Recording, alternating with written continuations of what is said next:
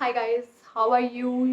कैसा वेदर है आपके यहाँ? हमारे जयपुर में तो 4-5 दिन से बहुत ज़्यादा बारिशें हो रखी हैं, बहुत ज़्यादा ठंड बढ़ गई है।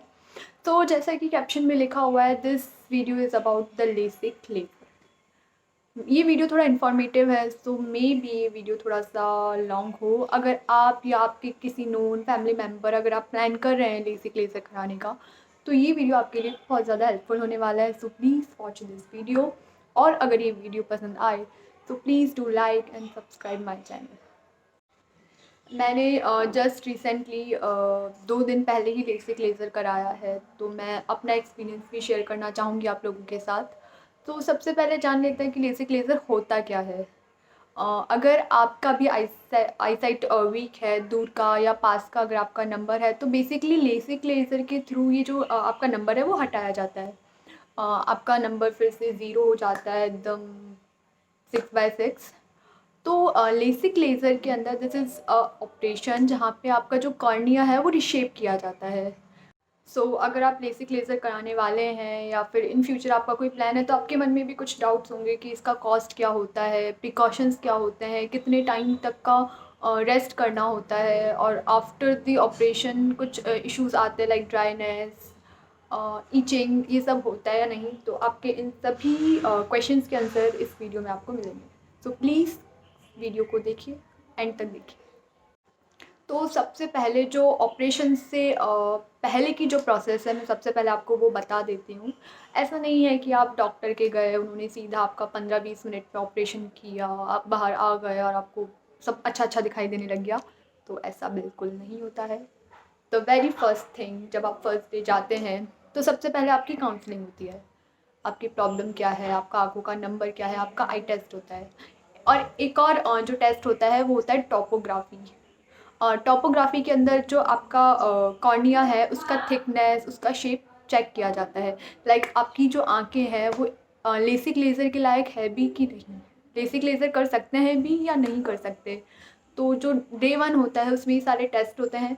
अगर ये सारे टेस्ट एकदम सही होते हैं, पॉजिटिव होते हैं, तो ही आपका लेसिक लेज़र किया जाएगा, वरना नहीं किया जाएगा। तो द वेरी फर्स्ट थिंग, एक दिन पहले सारे टेस्ट होते हैं। अगर आप उन टेस्ट को पास करती हैं आपकी आइज़, तो ही आपका लेसिक लेज़र किया जाएगा। अगर आपके ये टेस्ट सब क्लियर हो जाते हैं तो आप जाते हैं टेस्ट के लिए, आपकी काउंसलिंग होती है। कुछ प्रोसेस होती हैं जो मैं आपको बता देती हूँ। सबसे पहले आपका कोविड टेस्ट किया जाता है। अगर आप कोविड पॉजिटिव हैं तो आपका लेसिक लेज़र नहीं होगा। तो सबसे पहले आपको कोविड नेगेटिव की रिपोर्ट सबमिट करानी होती है, और ये 3 से 4 घंटे का प्रोसेस होता है। इसमें आपकी कम से कम आपके पास 3 से 4 आई ड्रॉप्स डाली जाती हैं। जो फर्स्ट आई ड्रॉप होती है वो आपकी आइज़ को क्लीन करने की होती है। आपके आइज़ के साथ साथ आपका फेस भी क्लीन किया जाता है। आपको एक सोप देंगे जिससे आप अपना फेस क्लीन करें। तो आई सजेस्ट यू, आप जिस भी दिन ऑपरेशन कराने जाएँ आप अच्छे से नहा कर जाएँ। कोई परफ्यूम वगैरह यूज़ ना करें, और कोई भी ऐसी चीज़ ना खाएँ जिसमें स्मेल आती है, लाइक इलायची, सौंफ, कच्चा प्याज। तो ये सब ना खा कर जाएँ। मे बी आपको जो डॉक्टर है वो भी यही सजेस्ट करे। तो जिस दिन आप जाते हैं सबसे पहले आपकी आँखें, आपका फेस साफ़ किया जाता है। उसके कुछ आधा घंटे बाद आपकी आँखों में सुन्न करने का आई ड्रॉप डाला जाता है। जब अपनी आँखें सुन्न हो जाती है उसके बाद आपको कैप, ग्लव्स, एक एप्रन, ये सारी चीज़ें पहनाई जाती है। उसके बाद ही आपको ऑपरेशन रूम में लेके जाते हैं। तो ये ऑपरेशन, जब आप ऑपरेशन रूम में एंटर होते हैं तब से बाहर आने तक का जो टाइम होता है वो 15 से 20 मिनट का होता है। एंड ट्रस्ट मी गाइस, ये कोई ईज़ी प्रोसेस नहीं है। कहते हैं कि ये पेनलेस होती है, बट आई डोंट नो, मुझे पेन काफ़ी हुआ था। जब मैंने अपनी काउंसलर से पूछा कि ऐसा क्यों, तो उन्होंने बोला कि कुछ लोग सेंसिटिव होते हैं, कुछ लोगों को ज़्यादा पेन होता है, और कुछ लोग ऐसे होते हैं जिनको बिल्कुल भी पेन फील नहीं होता। तो maybe I am the sensitive one. तो मुझे अच्छा खासा पेन फील हुआ। जब 15 से 20 मिनट की प्रोसेस के बाद जब आप बाहर आते हैं तो आपको आधा घंटा वहीं बैठाया जाता है। तो वो आधे घंटे में आपको अपनी आँखें बंद करके रखनी होती है, क्योंकि अभी जब रिसेंटली आपका ऑपरेशन हुआ ही है तो वो आधे घंटे का रेस्ट बहुत ज़्यादा ज़रूरी होता है। तो उसके बाद आप अपने घर जा सकते हैं। तो आई सजेस्ट आप अपने किसी फैमिली मेम्बर के साथ जाएँ, अकेले तो बिल्कुल भी ना जाएँ। तो 4 व्हीलर या कैब से ही जाएँ।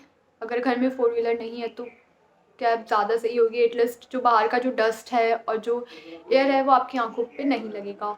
और जब भी आपका ऑपरेशन होगा तो वो आपको एक चश्मा देंगे, वो थोड़ा एयर और डस्ट से प्रोटेक्ट करता है आपकी आँखों को। उस जो चश्मा है उसको आपको 48 आवर्स तक लगाना होता है। जब आप घर आते हैं तो आपकी जो आँखें हैं वो आप सिर्फ इतनी ही देर के लिए खोल सकते हैं कि जिसमें आप खा लें, वॉशरूम जाना हो, सिर्फ इतनी सी देर के लिए। बाकी 48 आवर्स तक आपको मैक्सिमम टाइम आपकी आँखें बंद रखनी होती है। और ये एक तरीके से आँखों को रेस्ट देने की प्रोसेस है। एंड ये जो चश्मा आपको दिया जाता है, आपको इसी को पहन के सोना होता है रात को। कि मान लीजिए आप सो रहे हैं, आपको पता नींदों में आपका हाथ आँखों पे लग गया तो आपकी आँखों को बहुत ज़्यादा हार्म कर सकता है। एक ऑपरेशन से लेकर 1 वीक तक हमारी आँखें बहुत ज़्यादा सेंसिटिव होती हैं। तो ये 1 वीक अगर आपने अच्छे से निकाल लिया, वेल एंड गुड। डॉक्टर आपको 3-4 आई ड्रॉप्स भी देता है जो आपको दिन में 4 बार डालनी होती हैं। ये जो आई ड्रॉप्स है वो आपकी आँखों को बहुत ज़्यादा चिपचिपा बना देती है। आपकी जो ऊपर और नीचे की जो लैशेज़ हैं वो चिपक जाएंगी। तो इनको भी क्लीन करने का एक ट्रिक है। तो सबसे पहले आप पानी को 15 से 20 मिनट बॉईल कीजिए। इसी पानी के अंदर आप कॉटन बॉल्स डाल दीजिए और पानी और कॉटन बॉल्स दोनों को 15 से 20 मिनट तक बॉईल कीजिए, फिर उसको बाहर निकाल के ढक दीजिए।